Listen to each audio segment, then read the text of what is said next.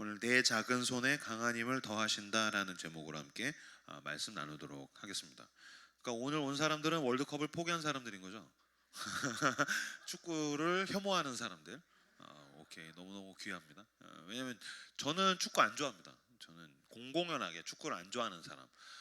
저희 교인들, 이제 저희 교인 청년들이 90%니까 남자 청년들이 와서, 목사님, 우리나라가 축구하는데 어떻게 안 볼 수 있습니까? 그래서 무슨 우리나라냐, 우리나라 5천만 명 중에서 11명만 축구하는데 새끼야 하면서 그리고 나는 그 넓은 데다가 22명을 모아놓고 공을 하나 주는 것 자체가 나는 불만족스럽다. 그럼 나머지 21명은 뭐야? 너무 괴롭잖아. 그러니까 난 그런 거 별로 안 좋아하는데, 어쨌든 여러분들도 축구를 혐오하는 사람들 반갑습니다. 어쨌든 오늘 제목이 의미 있네요. 내 작은 손에 강한 힘을 더하신다. 오늘 우리나라 팀에게도 좀 강한 힘이 더해졌으면 좋겠습니다. 오케이, 뭐가 아멘이야? 그냥 해본 말인데. 오늘 요나에 대한 이야기 해볼게요. 자, 20살 아래로 손 한번 들어주세요. 20살 아래 없는 거죠. 20살 아래, 그러니까 청소년은 없는 거죠. 그러면은 20살 위로인 거죠 다. 30살 위로 손 들어주세요. 30살 위로. 30살 위로. 예, 내려주시고. 자, 그러면은 20대 다 껴있네. 이거 무슨 눈치 게임 같네. 자, 25까지. 20부터 25까지. 20, 21, 22, 23, 24, 25. 대부분. 오케이, 내리고. 26부터 29까지. 30까지. 26부터. 20대 중후반이 이렇게. 알겠습니다. 내려주십시오. 그러면 대학생들이 많겠네요. 그래요? 총신대? 총신대 손 들어보세요. 내려주세요. 나머지 다른 학교. 난 총신대 아니야. 네, 내려주십시오. 알겠습니다. 자, 오케이. 자, 알겠습니다. 요나에 대한 이야기를 오늘 할 거예요. 자, 요나는 물고기 뱃속에서 들어간 선지자로 유명해요. 저희 딸이 재작년에, 큰 딸이 7살 때 와가지고, 아빠 요나 알아? 막 그러면서 이제 막 가르치는 거야. 어린이 성경학교에서 배웠다고. 아빠, 요나는 물고기 뱃속에 들어갔어. 막 그런 거 알아? 목사가 이런 거 알아? 막 그래서 이제 이제 모르는 척해. 진짜? 우와, 사람 물고기 뱃속에 들어간다고? 하면서 막 깜짝 놀란 척하고. 리액션을 잘해줘야 돼요. 그래서 이제 우리 딸이 요나가 물고기 뱃속에 들어갔다가 나왔어라고 설명을 하더라고요. 요나를 물고기 뱃속에 들어간 선지자 정도로 이해를 하면 초딩 수준인 거예요. 무슨 말인지 아시겠습니까? 물고기 뱃속에 들어간 사람은 요나만 있는 건 아니에요. 얘를 사람이라고 얘기해야 될지 모르겠는데 피노키오도 들어갔습니다. 그 피노키오에 보면 피노키오가 어떻게 하다가 고래한테 잡혀 먹혔더니 들어갔더니 저희 딸한테 제가 읽어준 그 동화책에 보니까 물고기 뱃속에 피노키오가 들어갔는데 뗏목 위에 자기 피노키오를 만든 제페토 아저씨가 너무 이상해. 뗏목 위에서 모닥불을 피우고 있어. 미친 짓 아니야? 뗏목 위에서 모닥불을 피우고 있는 거면서, 오, 피노키오 왔구나 막 그래가지고서 둘이서 불멍을 겁나 하니까 이제 고래가 애취 해가지고서 이제 피노키오랑 제페토 아저씨가 나오게 된다. 그러니까 요나를 물고기 뱃속에 들어간 선지자 정도로만 이해를 하고 있으면 피노키오 동화 수준으로 알고 있는 거다라고 생각을 하시면 됩니다. 요나서에는 굉장한 신학적인 주요한 주제들이 이제 많이 들어가 있어요.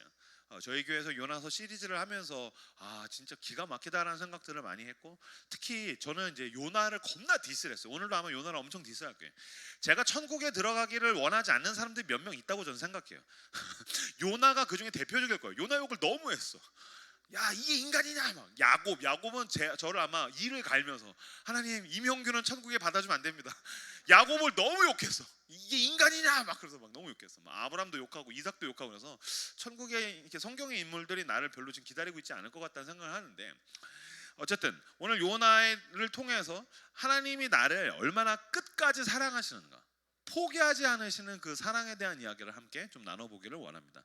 요나는 선지자예요. 직업이 선지자. 그러니까 구약 때 말씀을 전하는 선지자죠. 선지자라는 거는 하나님이 말씀을 주시면은 그것을 받아서 사람들에게 전달하는 그 말씀에 대한 신적 대리인이에요. 그거는 그냥 목사가 그렇다고 생각하시면 안 돼요. 왜냐면은 종교 개혁 이후로, 그리스도 이후로 여러분 모두가 왕 같은 제사장이에요.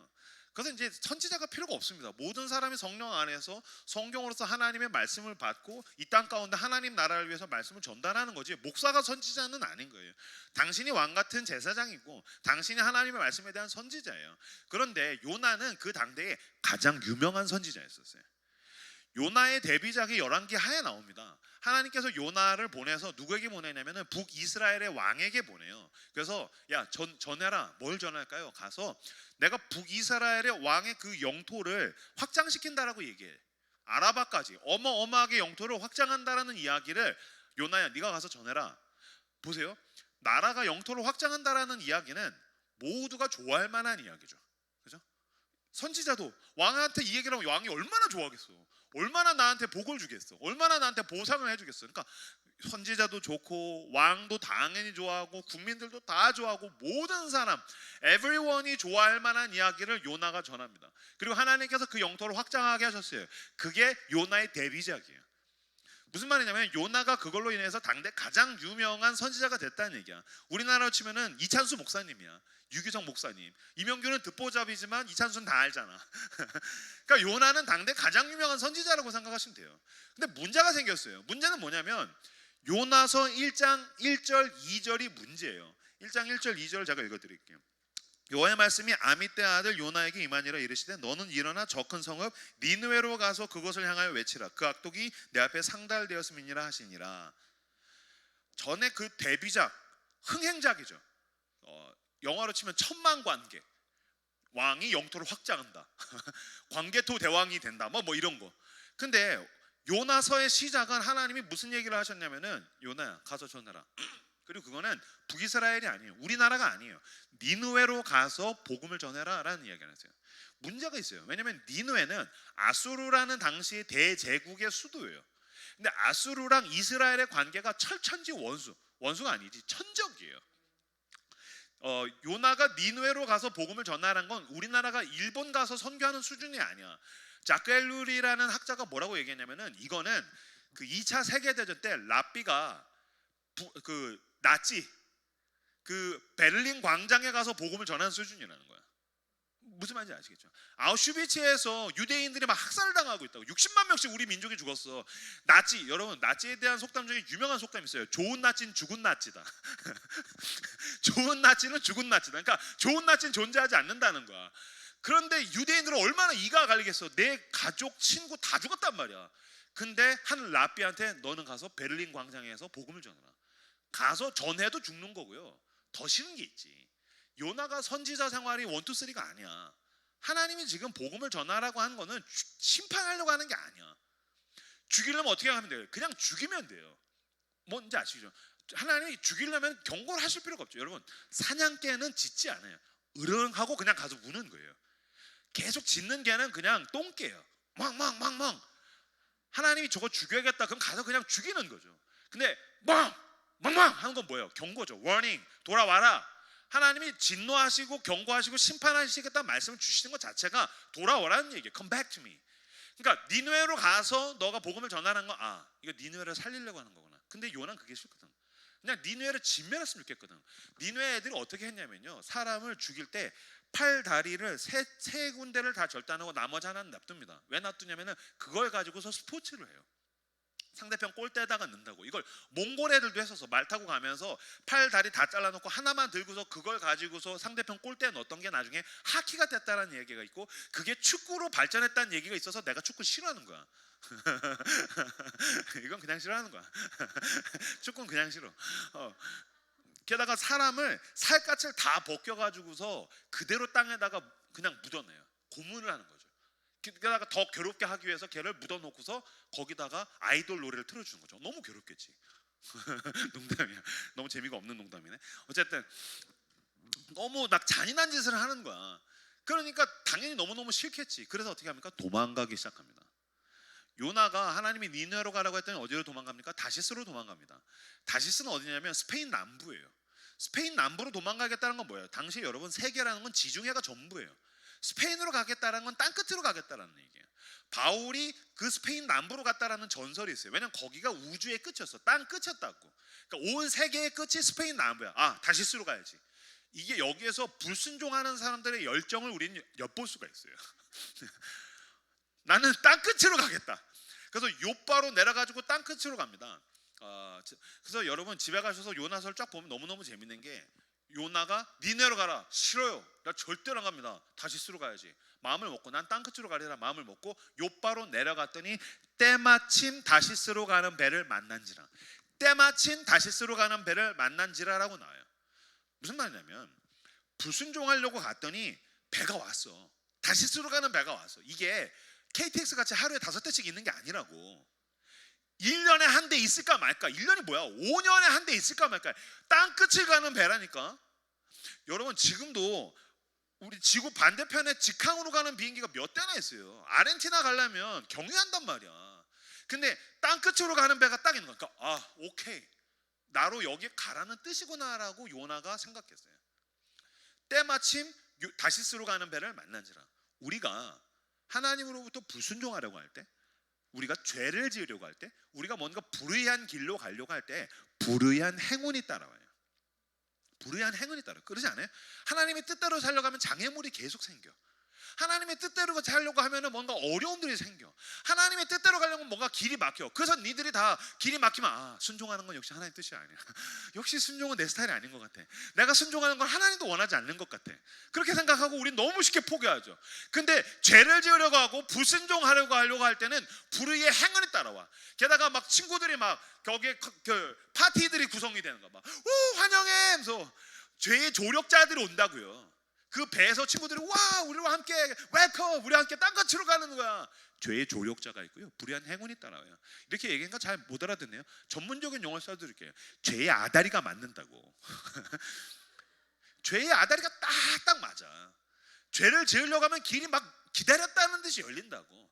나를 죄 가운데로 인도해주는 죄의 조력자들이 기다렸다는 듯이 나를 도와준다고. 그러다가 보니까 이 길이 하나님이 원하시는 길인가 보다라고 혼자 스스로 오해해요. 스스로 죄를 짓기로, 불순종하기로, 하나님으로부터 벗어나기로 마음 먹어요. 여러분, 죄에는 굉장한 열정이 필요해요. 죄에는 굉장한 열정이 필요해요. 그럼요, 여러분 이렇게 컴퓨터 하다가 아니면 핸드폰 모바일 하다가 뭔가 야한 팝업이 이렇게 팍 떠요. 네이버 맨 밑창에 보면 갑자기 뭐가 뉴스가 뜬다든지. 갑자기 뜨는 거는 그냥 우연이에요. 그건 어쩔 수 없어요. 루터가 얘기한 대로 머리 위로 새가 날아가는 건 막을 수 없어요. 머리 위에 둥지를 트는 건 막을 수 있어요. 그냥 이렇게 팝업으로 팍 뜨는 건 그냥 우연이에요. 어쩔 수 없어요. 그걸 회원 가입하는 건 열정이에요. 우연이라고 아니에요. 그건 굉장한 열정이에요. 생각해보세요. 그 회원 가입이 얼마나 귀찮습니까? 근데 그거 회원 가입을 하는 거는 굉장한 열정을 발휘하는 거예요. 우리는 자꾸 죄를 지을 때 우연히 갑자기 아니야, 넌 굉장한 열정을 가지고서 죄를 지은 거야. 제발 죄를 지을 수 있어. 구란치지 말아야지. 굉장한 열정을 발휘해서 가요. 하나님이 니느웨로 가라고 하시죠. 북이스라엘에서 니느웨가 800km입니다. 굉장한 거리죠. 순종하기 진짜 싫어요. 근데 여러분, 거기 북이스라엘에서 다시스는 3200km예요. 순종은 800km, 불순종은 3200km. 불순종이 4배가 힘들어요.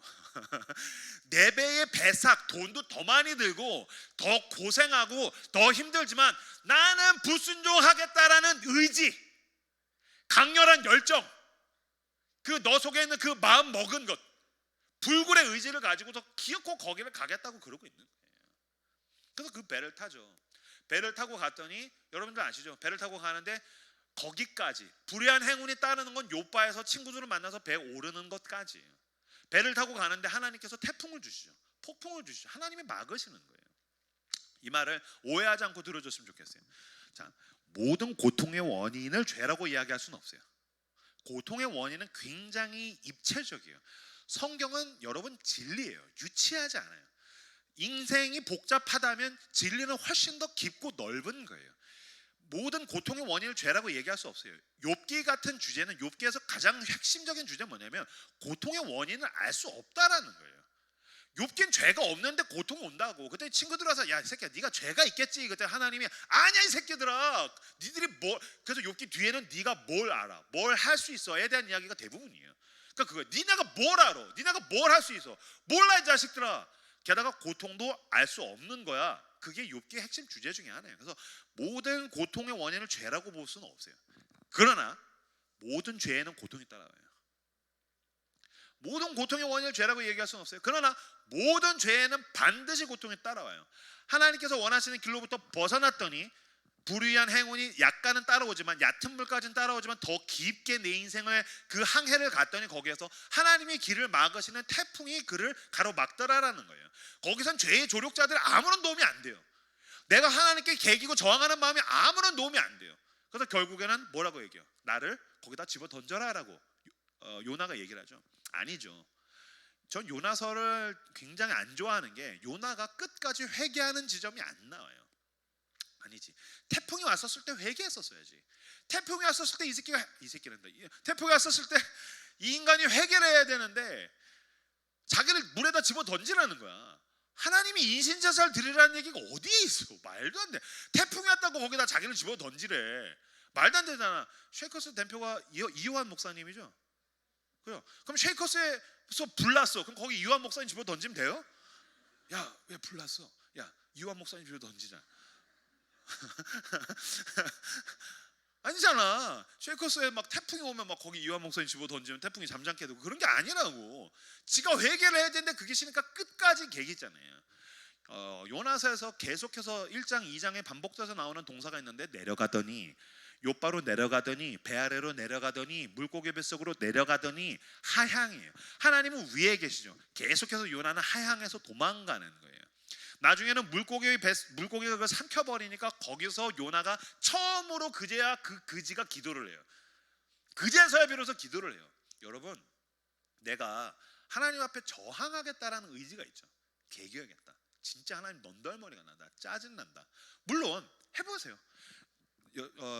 저는 시편 139편이야말로 요나서랑 가장 잘 맞는 기도 구절이라고 생각해요. 내가 주의 영을 떠나 어디로 가겠습니까? 하늘 위에 가도 하나님이 거기 계시며 땅 아래 스올에 가도 하나님이 거기 계시며 난 이제 진짜 끝났어. 하나님 필요 없어. 진짜 짜증나 죽겠어. 새벽 날개를 치며 바다 끝에 가도 하나님이 거기 계시며 그 오른손으로 나를 붙드십니다. 무슨 뜻이에요? 도망갈 수가 없다는 거예요. 도망갈 수가 없다는 거예요. 저는 그 불경을 읽으면서도 굉장히 은혜를 받고 책을 읽으면서도 은혜를 받고 영화를 보면서 넷플릭스를 보면서도 은혜를 받는데 손오공 아시죠? 손오공 서유기 굉장히 은혜롭습니다. 손오공이 부처님을 떠나서 도망가서 막 가가지고서 바다 끝에 갔더니 거기 기둥이 있는데 그게 와 내가 땅 끝에 왔구나 했더니 그게 부처님 손가락이다. 그래서 거기서 나온 말이 부처님 손바닥이다라고 하잖아요. 이게 성경에 있었어요. 이 진리라고. 하나님을 떠날 수가 없는 거예요. 내가 온 세상의 끝에 갔더니 하나님이 거기서 기다리고 계시는 거예요. 너 물고기 뱃속에 왔어? 왔더니 뭐가 있어? 아무것도 없지. 이놈아 나밖에 없어. 이놈아 나밖에 없어. 네가 도망갈 테면 도망가봐. 다 도망가서 네가 다 없앴어. 나밖에 없어. 네가 모든 걸 보이라고 갔더니 사람만 없어져요. 내가 가지고 있는 그 기운만 없어져요. 돈만 없어져요. 시간만 없어져요. 나중에 뭐만 남는지 아십니까? 하나님만 남아요. 그러니까 물고기 뱃속에서 아무것도 없는 곳에서 스올이라는 말은 지옥을 의미합니다. 거기에서 완벽한 어둠에서 하나님만 남으니까 하나님 앞에 기도하죠.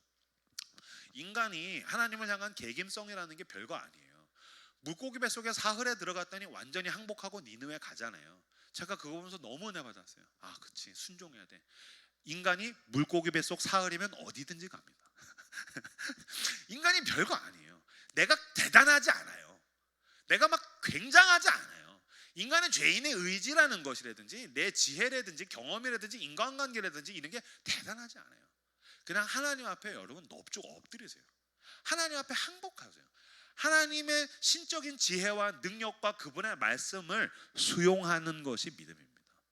얻어 터져서 항복하지 말고 주님께서 이명규 목사의 좋은 목소리로 말씀을 전해 주실 때에 항복하시고 수용하시고 주님 부름받아 나서니 뭐 어디든지 가겠습니다. 아골골짝 빈들 못 간다고 아니야. 물고기 뱃속 사흘이면 어차피 넌 거기 가게 돼 있어. 그러니까 빨리 순종하고 주님과 함께 동행하시는 저 여러분들 다 되시기를 주의 이름으로 축복합니다. 그리고 나서 다시 시작되는 게 3장 1절입니다. 자, 1절 2절 말씀 같이 읽겠습니다. 1절 2절 말씀 같이 한 목소리로 읽겠습니다. 시작.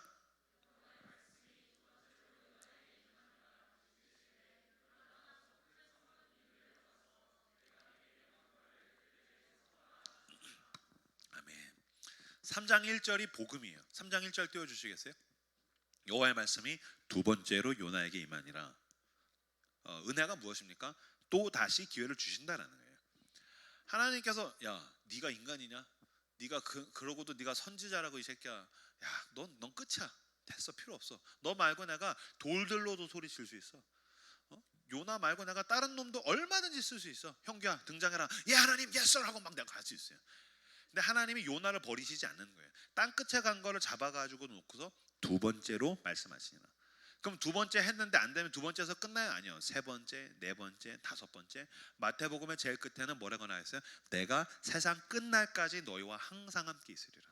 그러니까 은혜라는 건 주님은 우리에게 He gives me a second chance. 하나님 우리에게 또 다시 기회를 주신다. 하나님이 주신 그 또 다시 주신 그 기회를 붙들고서 하나님의 사람답게 살아가시는 저 여러분들 다 되시기를 주님으로 축복합니다. 그제서야 비로소 이제 요나가 니느웨로 가죠. 근데 여러분, 하나님 우리에게 기회를 두 번째로 주셨든 세 번째로 주셨든 우리가 순종은 하는데 순종이 대단하지 않아요. 여러분, 우리의 회심이라는 게 굉장하지 않습니다. 우리의 그 어떤 하나님 앞에서의 결단, 진심, 물론 우리는 이제 심장을 꺼내지. 하나님 날 죽이십시오, 막 날 받아주십시오, 날 마음대로 하십시오, 막 대단하죠. 물론 그땐 진심이야. 근데 사실 여러분 우리가 다 그런 경험을 했죠. 이미 여름 수련회 때 했던 결단들 다 까먹었죠. 여름 수련회 때 했던 결단 어디라는 거 다 까먹었죠. 지난 주일날 받았던 은혜 다 까먹었죠. 뭐 그런 식인 거예요. 순종하는 게 우리가 대단하지 않아요. 우리의 순종이 대단하지 않고요. 우리가 순종하는 하나님이 대단해요. 믿음의 힘은 거기에 있어요. 내가 가지고 있는 그 순종의 힘이 굉장한 게 아니고 내가 순종하는 하나님이 대단해요. 그 하나님이 나를 붙들고서 인도하시는 그 인도하심이 대단하신 거예요. 자, 3절부터 3절 4절 같이 3절 4절 5절까지 읽겠습니다. 5절까지 읽겠습니다. 시작.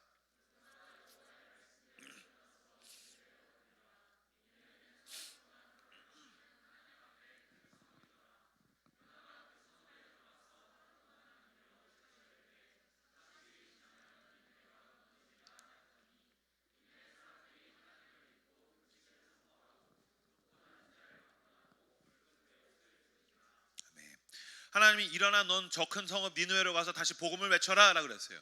4절부터 보면요, 5절부터 보면 니느웨 사람들이 하나님을 믿고 금식을 선포하고 높고 낮은 자를 막론하고 굵은 베옷을 입은지라. 그리고 왕까지 온 나라에 회개 운동이 일어났어요.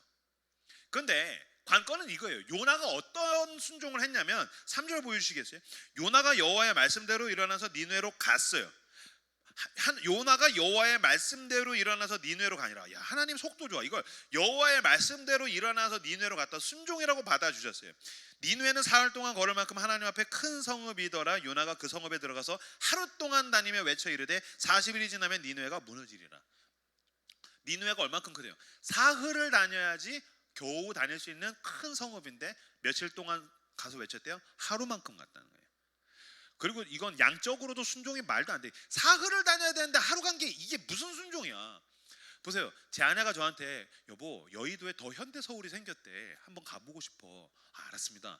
저는 무조건 위에는 하나님 옆에는 만하님 절대 순종입니다. 이걸 어긋나면 생명의 위협이 와요. 그럼요. 그래서 아멘 하고 갔어요. 여의도 더 현대 서울은 3시간을 다녀야 할 만큼 여호와 앞에 큰 쇼핑몰이더라. 그런데 이명규가 이르되 1시간 다니고 야 나 이제 힘들어 집에 가자 죽겠어. 1시간만 갔어. 3시간을 다녀야지 그나마 쓱 훑어볼 수 있는데 1시간 가고 쇼핑 끝 하면 전 죽어요. 그건 순종이 아니죠. 그럼 제 아내가 그게 순종이냐 다시 물고기야 삼켜라 막 하면서 이제 그건 순종 아니지. 3시간을 다녀야지 갈 수 있는데 1시간 다닐 수 그게 무슨 순종이야. 이건 절반의 순종도 아니죠. 쿼터의 순종이에요. 양쪽으로도 순종이 아닌데 4절에 보면은요 니느웨는 무너지리라. 40일이 지나면 니느웨는 무너지리라. 이게 무슨 복음이야. 말도 안 돼. 무슨 놈의 선지자가 신학이 없어. 이건 복음이 아니에요. 이건 지가 그냥 하고 싶은 저주란 거야. 야 니는 다 뒤졌어. 40일 지나면 하나님 다 죽여버린대. 막 그냥 하루 동안 그러니까 이거 둘레라고 하나? 그죠? 둘레라고 하죠. 이거를 그냥 이렇게 지름으로 쭉 가면서 니네는 망했다 그냥 그러고 간 거예요. 니 다 뒤졌다 이 새끼들아 다 죽어라. 그리고 그냥 간 거예요. 하나님이 그거로 회개운동을 일으키셨다는 거예요. 사실 여러분 복음은 누가 얘기하냐면요 왕이 얘기합니다. 되게 재밌어서 7절부터 9절까지 한번 읽어볼까요? 7절부터 9절. 이 왕이 얘기한 게 이게 가장 신학적인 복음이에요. 7절에서 9절 같이 읽겠습니다. 시작.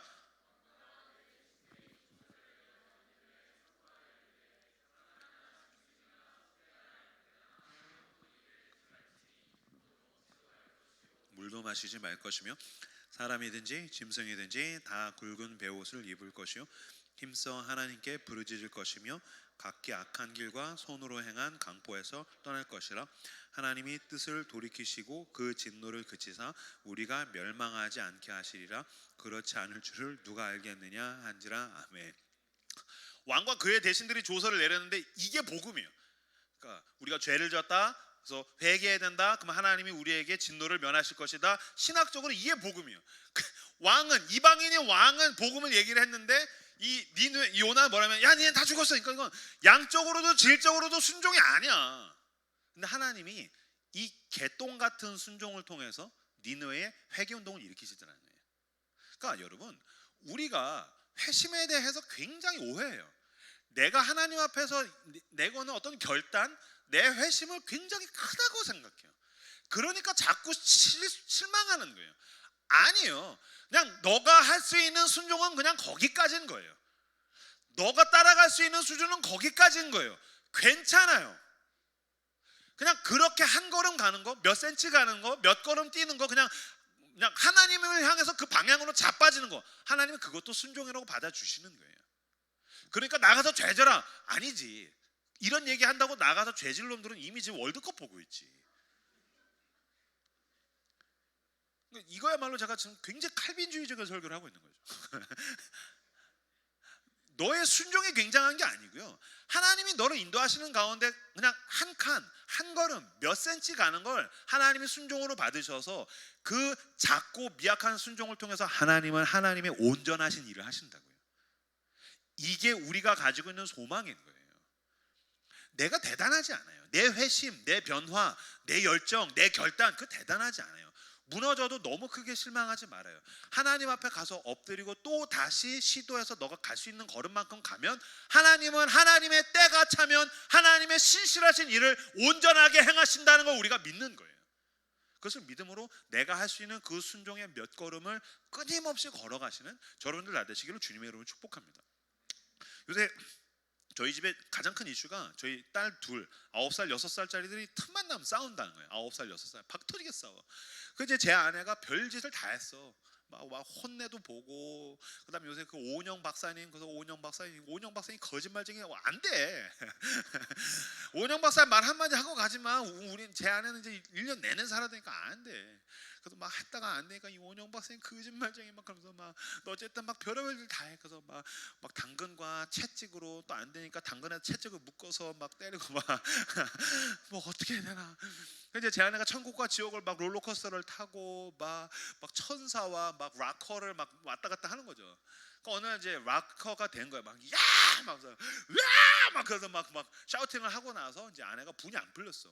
이제 큰 애가 9살이니까 눈치가 있으니까 방에 들어가 이제 공부하는 척하고, 아내가 이제 설거지를 이제 막 하고 있는데 관건은 6살짜리야. 6살짜리가 눈치가 없으니까 엄마가 막 분이 막 씩씩거리면서 설거지하고 있는데 딸이 6살짜리가 이렇게 와가지고 엄마 하고 부르더라는 거야. 그러니까 아내가 이제 기분이 안 풀렸으니까 왜?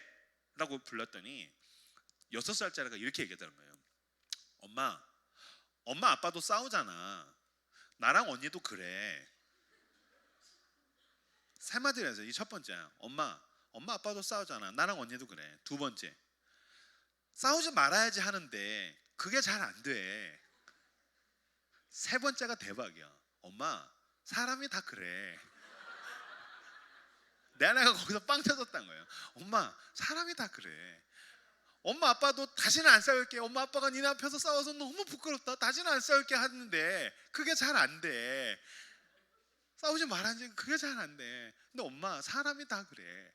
내가 그 얘기 들었는데, 그치, 사람 다 그렇지. 내가 하나님 앞에 나는 정말 충성하고 싶어요. 난 정말 하나님 더 사랑하고 싶어요. 난 정말 하나님이 원하시는 삶을 살고 싶어요. 난 정말 내 결단이 무너지지 않기를 바라요.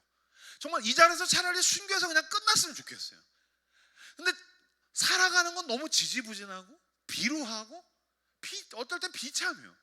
그 바울의 고백, 오라 나는 곤고한 사람이로다. 누가 나를 이 사망의 몸에서 건져내랴.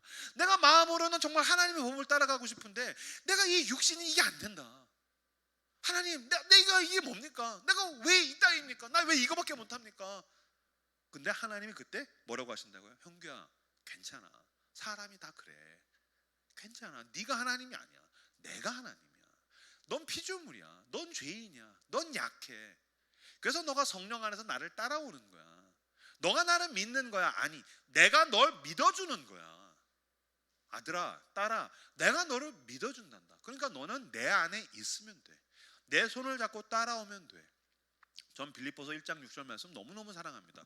우리 안에서 착한 일을 시작하시니가 시작하셨대요. 그리스도 예수의 날까지 이루실 줄 내가 확신하노라. 이 말할 때 바울 어디 있었어요? 감옥에 있었어요. 할 수 있는 게 하나도 없어요. 하나님, 제가 할 수 있는 게 하나도 없어요. 하나님, 제가 혹시 뻘짓해서 감옥에 갇힌 건가 봐. 내가 너무너무 죄송하고 그래요. 바울아, 괜찮아. 사람이 다 그래. 내가 일하고 있어. 주가 일하시네. 하나님이 일하고 계시는 거예요. 여러분이 할 수 있는 만큼 순종하세요. 여러분이 할 수 있는 만큼 살아내세요.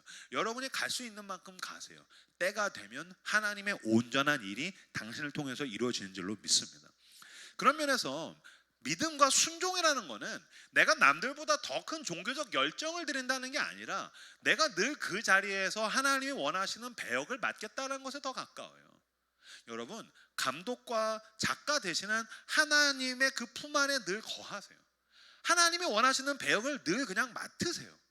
엑스트라로 했었으면 그냥 엑스트라만큼 맞는 거예요. 엑스트라가 뭐가 있어? 개뿔도 없잖아. 그냥 총 맞고 뒤지고 옆에 병풍같이 있고 그냥 그 배역을 하는 거예요. 왜 나는 주인공만큼 대단한 일을 못하는지? 괜찮아, 난 지금 엑스트라인 거예요.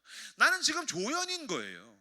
그러다가 어떨 땐 주연을 할 수도 있는 거예요. 중요한 건 하나님이 감독이고 하나님이 작가예요. 내가 내 마음대로 하는 게 아니라고. 그러다가 하나님이 원하시는 배역이 되면 그때 하나님이 원하시는 일과 사건이 내 앞에서 일어나는 거예요. 보세요. 저는 집회를 굉장히 많이 다녀요.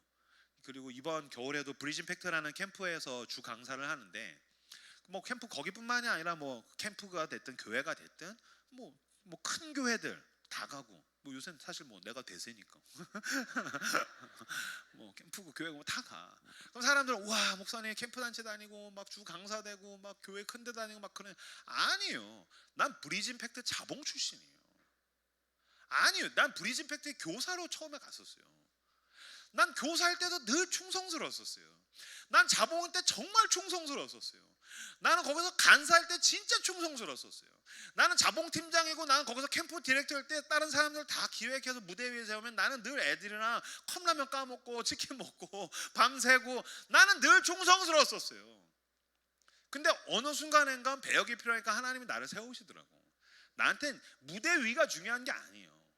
난 하나님이 형규야 나와, 컴온, 레디, 액션.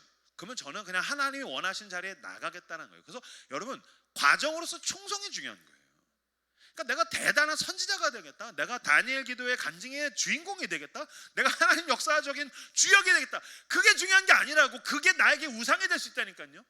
내가 주연이 돼서 무대 위에서 스포트라이트를 받을 때가 있고, 내가 그냥 가장 구석에서 엑스트라처럼 있을 때가 있는데, 그게 뭐가 됐든 난 하나님이 원하시는 배역을 하겠다라는 거예요. 보세요, 다윗이 골리앗을 죽이겠다고 나간 거예요? 아니에요. 그냥 그 역할에 그냥 하나님이 미시니까 다윗이 나간 거예요. 하나님은 누구라도 그냥 골리앗 앞에 설 배역을 찾고 있는데 배역이 안 나오네. 얼마나 안 나왔어요? 40일 동안 안 나서 40일 동안. 그러니까 지금 하나님이 캐스팅을 하고 있는 거야. 야, 누가 한 놈만 나와. 야, 저기 저 어마어마하게 큰 새끼가 있는데 저거 죽여야 되는데 배역이 없어. 따릉따릉. 야, 거기 누구 좀 배우가 없냐? 누구 사람 없냐? 누구든지 나오면 된다니까. 오죽하면 창을 던졌으면 죽었을 테고, 칼을 던졌으면 죽었을 테고, 표창을 던져도 골리앗은 죽고, 다윗이 뭘 던져요? 돌을 던져서 죽잖아요. 아니야, 그냥 제 딸이 종이 비행기에 접어서 던져도 죽어요, 걘. 그게 시나리오 작가의 시나리오예요. 그게 감독의 연출이라고. 우리 딸이 종이 비행기에 떴다 비행기 골리앗이 뒤진다고 그냥. 근데 배역이 안 나오는 거야. 다윗은 뭐 한 거야? 그 배역에 다윗이 등장한 거예요. 그러니까 다윗은 늘 하나님이 원하시는 배역에 그냥 나가서 양치는 배역이 됐든, 도시락을 배달하는 그 부릉부릉이 되었든 배달의 민족이 되었든, 아니면 골리앗 앞에 서는 게 되었든, 아니면 때로는 벽에 기대가지고 살아남기 위해서 미친 척 침을 흘리는 미친 척의 배역이 되었든, 그냥 다윗은 충실하게 하나님이 원하시는 배역을 했다고요. 하나님은 하나님이 원하시는 배역에 등장할 사람을 찾으시는데 우리는 자꾸 주인공이 될 만한 굉장한 순종이 있어야 된다고 생각해요. 아니요. 지금 내가 할 수 있는 만큼의 순종, 한 걸음, 그것을 하면 하나님께서 하나님의 시간에 때가 차면 하나님이 온전한 일을 당신을 통해서 그 배역에 출연한 그 사람을 통해서 당신의 일을 이루신 줄로 믿습니다. 그래서 요나는 코딱지만한 순종을 했는데 하나님은 어마어마한 일을 하시죠. 무슨 얘기예요? 오늘 설교 제목이 그거예요. 내 작은 손에 강한 힘을 더하신다. 내 작은 손에 강한 힘을 더하신다. 우리는 자꾸 믿음을, 내가 예수를 믿으면 슈퍼파워가 생기는 거라고 생각해요. 남들에게 없는 더한 힘이 생기는 거라고 생각해요. 아니요. 여러분, 예수를 잘 믿어도 난 여전히 죄인이에요. 유명한 목사가 돼도 나는 여전히 죄인이에요. 죄인의 자리를 놓치고 유명한 목사가 되면 그 인간이 진짜 위험하지. 내가 강한 인간이 되는 게 아니라니까. 내가 굉장한 사람이 되는 게 아니라니까. 여전히 하나님은 내 작은 손에 강한 힘을 더하시는 거예요. 바울이 뭐라고 합니까? 내가 약할 때 그분이 강함 되신다. 그러니까 내가 강해질 필요가 없다. 오히려 믿음은 여러분 하나님에 대한 절대적인 의존성이에요. 하나님을 계속 의존하게 되는 거예요. 예수를 잘 믿을수록 내가 얼마나 약한지를 알게 돼요. 내가 얼마나 하나님을 의존해야 되는지를 알게 돼요. 난 하나님이 없으면 살 수가 없다는 걸 알게 돼요. 아까 우리가 찬양하면서 고백했잖아요. 예수는 나의 모든 것, 예수는 나의 모든 것. 그래서 하나님은 나를 통해서 일하시잖아. 난 이제 하나님 없어도 내가 강력하지, 내가 슈퍼파워를 가지고 있지. 아니요, 예수는 나의 여전한 모든 것. 내 작은 손에 하나님이 강한 힘을 더하신다. 그러니 나는 잘 믿을수록 주님을 더 의존하게 되는 거예요. 저희 딸이 그 6살짜리 꼴통이 턱걸이를 해달라는 거예요. 그 제가 이제 그 저희 집에 턱걸이 바가 있는데 그 제가 이렇게 해야지 턱걸이를 잡을 수 있어요. 저희 막둥이는 110cm예요. 지가 턱걸이 어떻게 해? 넌 안 돼. 너가 어떻게 해? 아니야, 턱걸이 할 거야. 턱걸이 할 거야. 아빠 나 들어줘. 아빠가 들어주면 나 턱걸이 할 수 있어. 그래서 알았어, 이 꼴통아. 그래가지고 이제 얘를 들었어요. 20kg짜리를 들었어요. 그때 매달려요. 자 이제 로운이 턱걸이 해볼까? 어이구 하나, 어이구 둘, 어이구 셋, 어이구 턱걸이 잘하네. 근데 이제 로나 3개 정도면 된 것 같아. 아니야, 더 해야 돼. 아빠는 이제 됐는데. 아빠는 됐는데 4개, 어이구 5개 더 할까? 그만해. 막 그래서 이제 하고서 이제 내려놨어요. 그거 하고 나서 저녁에 혼자 이렇게 조용히 묵상을 하고 있는데 보세요. 턱걸이 지금 누가 해요? 아빠가 해요. 힘은 아빠가 써요. 근데 어유 우리 로운이 턱걸이 잘하네. 어이구 우리 로운이 턱걸이 잘하네. 내 작은 손에 강한 힘을 더하신다. 지금 요나가 이랬잖아요. 하나님께서 온전하게 변화시키셨는데 하나님이 뭐라 했어요? 어유 요나가 순종했구나. 요나가 이랬구나. 요나를 통해서 회개운동이 일어났구나. 내 아들아, 내 딸아, 너 대단하다. 하나님께서 내 작은 손에 강한 힘을 더하신다는 거예요. 다윗이 등장했을 때 다윗이 골리앗을 죽였어요? 아니요, 하나님이 죽였어요. 그래놓고 하나님이 아이고 다윗 대단하구나. 갈멜산에서 엘리야를 통해서 850명 이방인 선지자들을 다 쓸어버리고 불을 내렸어요. 세상에 불을 어떻게 내려? 근데 인간이 불을 무슨 수로 내려? 근데 그래놓고 하나님께서 이야 우리 엘리야 대단하네. 모세를 통해서 세계 최고의 강대국을 무너뜨리신 다음에 하나님이 어이구 우리 모세 대단하네. 하나님이 지금 당신을 부르시는 거예요. 당신의 작은 손에 강한 힘을 더하실 거예요. 어이구 우리 딸이 턱걸이 했네 하듯이 나는 별거 아닌데 나를 통해서 하나님이 예비하신 크고 놀라운 일이 당신을 통해서 하나님이 원하시는 시간에 이루어지는 거예요. 그것을 믿음으로 여러분 그 때가 올 때까지 믿음의 걸음을 걸어 나가십시오. 그러나 두려워하지 마십시오. 내 앞에 골리앗이 있든지 850명의 이방인 선지자가 있든지 세계 최고의 강대국의 그 지도자가 있든지 다윗의 말대로 1000만인이 나를 둘러 진칠지라도 내가 두려워하지 않는다. 나는 별 볼 일 없지만 내 작은 손에 하나님이 강한 힘을 더하신다. 저는 교회 3년 전 이제 4년 차 되고 있는데 개척했어요. 공간이 없는 교회예요. 지금도 공간이 없어요. 저희 교회 인스타그램 막 힙하잖아요. 그거 우리 공간이 아니에요. 다 트릭이에요. 트릭이 뭐야? 구라라는 얘기지. 막 유튜브로 하고 막 목사가 막 옷 이렇게 입고 다니까 막 좋아 보여. 그거 우리 공간이 아니에요. 나가면 나가야 돼요. 게다가 거기에 작년에 들어왔어요. 그러니까 우리는 공간도 없고 확정된 인간도 얼마 안 되고 그냥 막 별 볼 일 없는 교회예요. 나는 3년 내내 하나님 앞에서 울면서 기도했어요. 이렇게 내가 지나온 발자취를 이렇게 돌아보면 개척해서 3년 내내 하나님, 저는 하나님 없으면 죽어요. 하나님 살려주지 않으면 난 망해요. 하나님 바지가정이 붙잡고 날 살려달라고 3년 내내 매달렸어. 근데 사람들이 2년 반 지나가니까 나보고 힙한 목사래. 거기 힙한 교회래. 막 청년들이 모여드니까. 사람들은 내가 하나님 앞에서 붙들고 막 살려달라고 몸부림치고 그런 건 생각도 안 해. 나는 여전히 미약해요. 별 볼 일 없어요. 나는 내가 할 수 있는 순종만큼 주님을 붙들고 의존하기를 원해요. 그러나 내가 믿는 게 있어요. 난 공간도 없는 교회 목사고, 나는 아무것도 없고 지금 공간에서 나가라고 하면 쫓겨나야 되고, 내 앞이 너무 불투명하고 불확실하고 모든 게 막막한 2023년을 향해서 나가는데, 그때마다 제가 기도할 때마다 3년 동안 되뇌었던 말씀이 있어요. 로마서 8장 31절. 만일 하나님이 우리를 위하시면 누가 우리를 대적하려? 만일 하나님이 우리를 위하시면 누가 우리를 대적하려? 나 별 볼 일 없어. 나 약해. 나 가진 거 없어. 그러나 만일 하나님이 나를 위하시면 누가 나를 대적하려? 자기 아들을 아끼지 아니하시고 나를 위하여 내주시니가 그 아들과 함께 모든 것을 나에게 주실 줄 내가 믿습니다. 내 작은 손에 하나님이 강한 힘을 더하시는 거예요. 그러니 나는 오늘 내가 할 수 있는 순종만큼 가는 거예요. 죄를 지었으면 회개하고 또다시 내가 할 수 있는 순종만큼 가는 거예요. 내가 갈 수 있는 걸음만큼 가는 거예요. 내가 할 수 있는 배역만큼 하는 거예요. 하나님이 하나님의 때가 되면 하나님의 신실한 역사를 온전하게 이루실 줄로 믿습니다. 내 손이 예수를 믿는다고 커지지 않아요. 누구보다도 더 커지지 않아요. 강력해지지 않아요. 예수를 믿었더니 내가 마동석이 되지 않아요. 그러나 나는 마동석 같은 하나님을 믿어요. 내 작은 손에 강한 힘을 더하신다. 쫄지 마세요.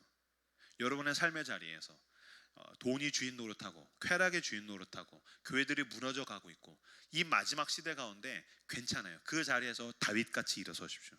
모세처럼 일어서십시오. 엘리야처럼 일어서십시오. 당신의 작은 손에 강한 힘을 더하실 거예요. 요나를 통해서도 이 그지 같은 작은 순종을 통해서도 온전하신 일을 행하시는 하나님께서 당신의 순종을 통해서 이 도시 가운데, 이 시대 가운데, 마지막 시대 속에서 놀라운 일을 행하실 줄로 믿습니다. 반주해 주시겠습니까?